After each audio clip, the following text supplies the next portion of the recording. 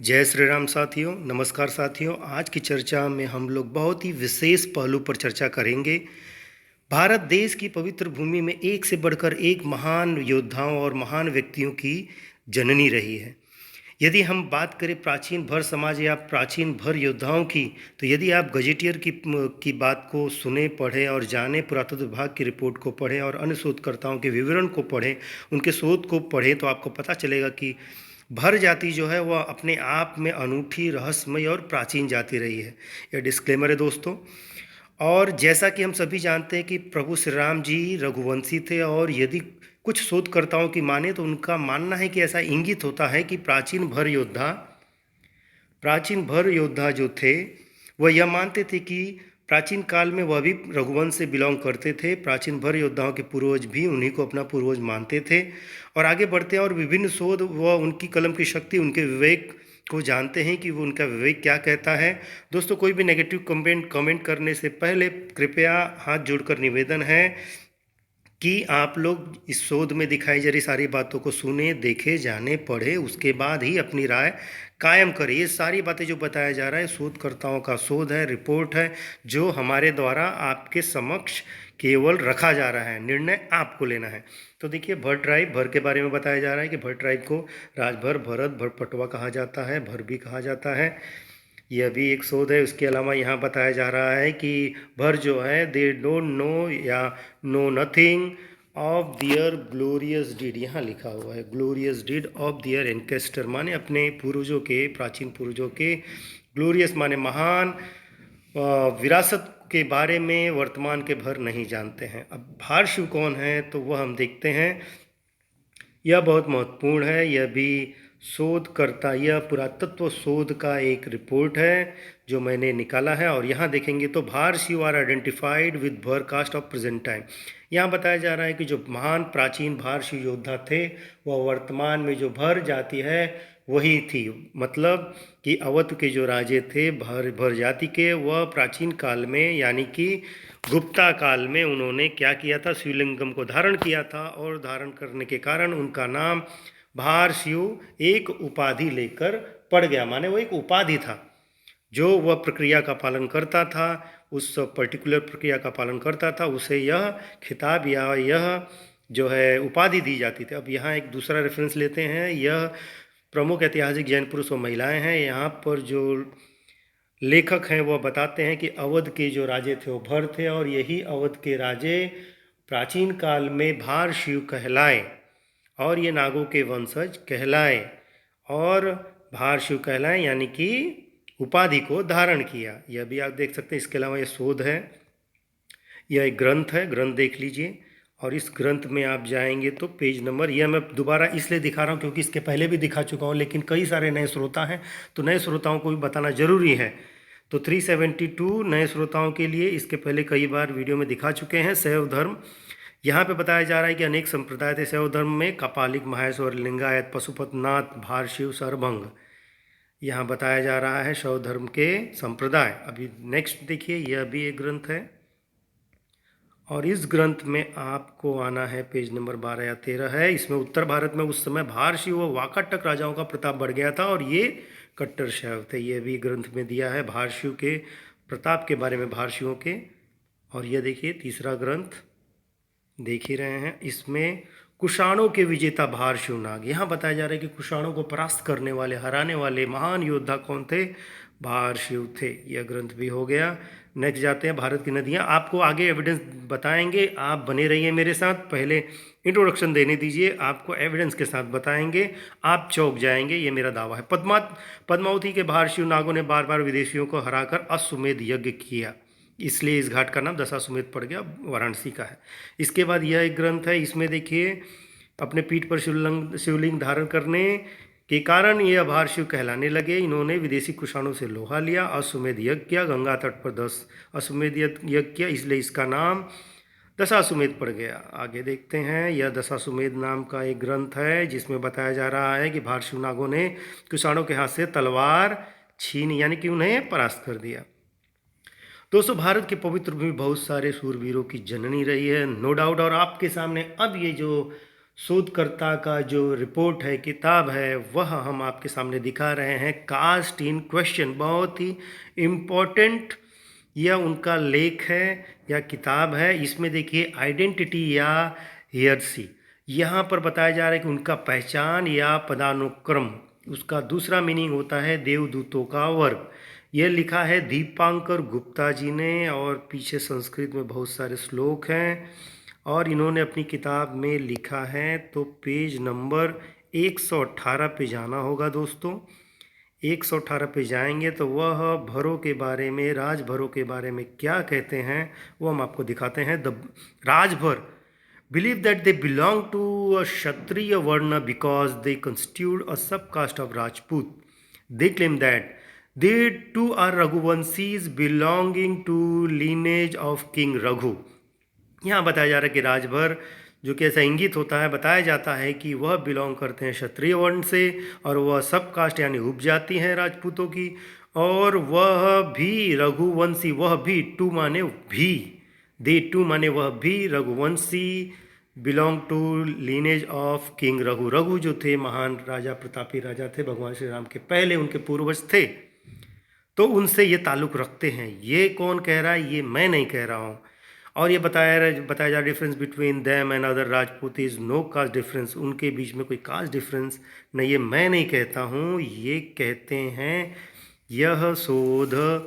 और यह दीपांकर जी गुप्ता जी को धन्यवाद देना चाहेंगे, और वह कंट्रीब्यूशन इन इंडियन सोशियोलॉजी, इसके ऊपर जो स्टडीज़ है यह शोधकर्ता ने इसमें दिया है। और इसमें इनका यह कहना है या मत है कि भर राजभर जो थे वह लिंक है उनका, ताल्लुक़ है उनका रघुवंशी या महाराज रघु के साथ, भगवान श्री राम के पूर्वज के साथ, यानी उनके परदादा के साथ।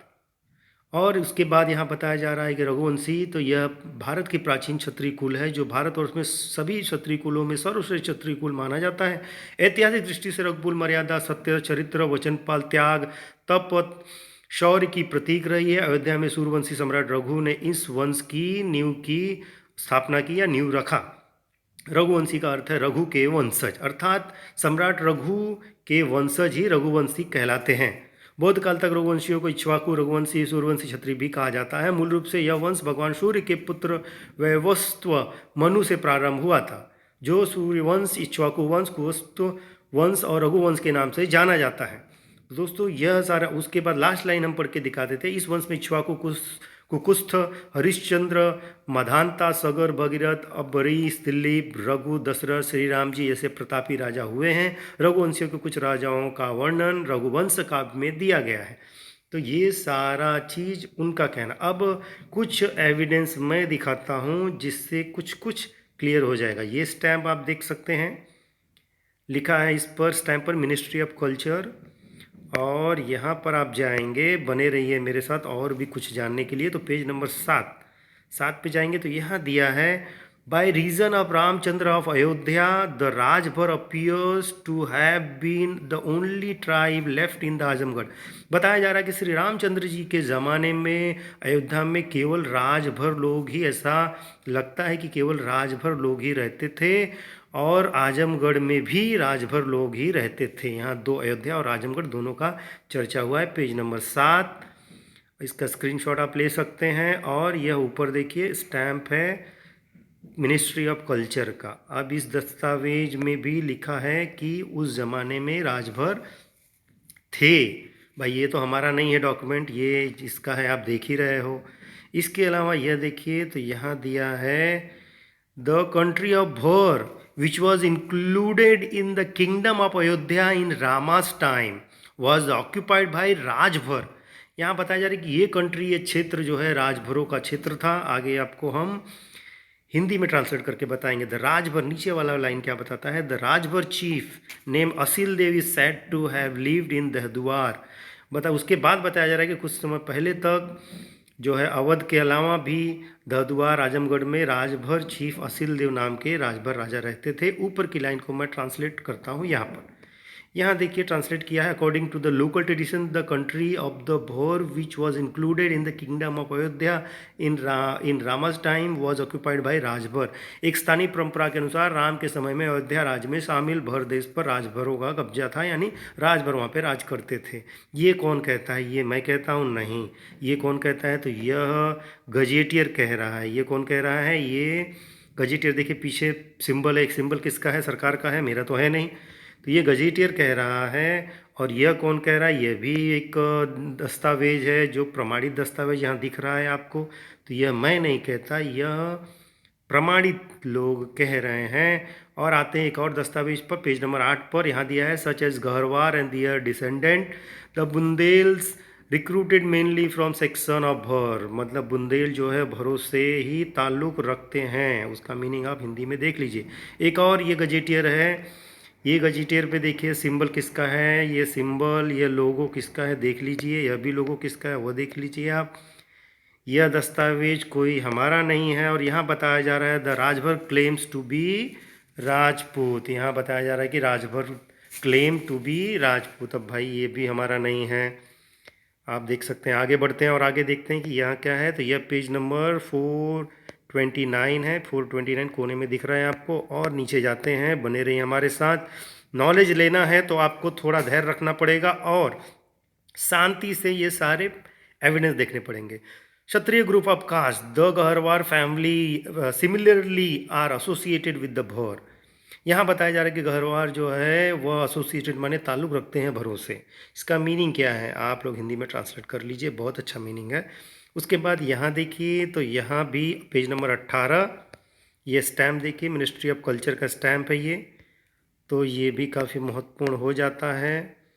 और इसमें भी यहाँ कोट किया गया है, there is a strong reason to believe that most of the Awadh Kshatriya are Bhar blood.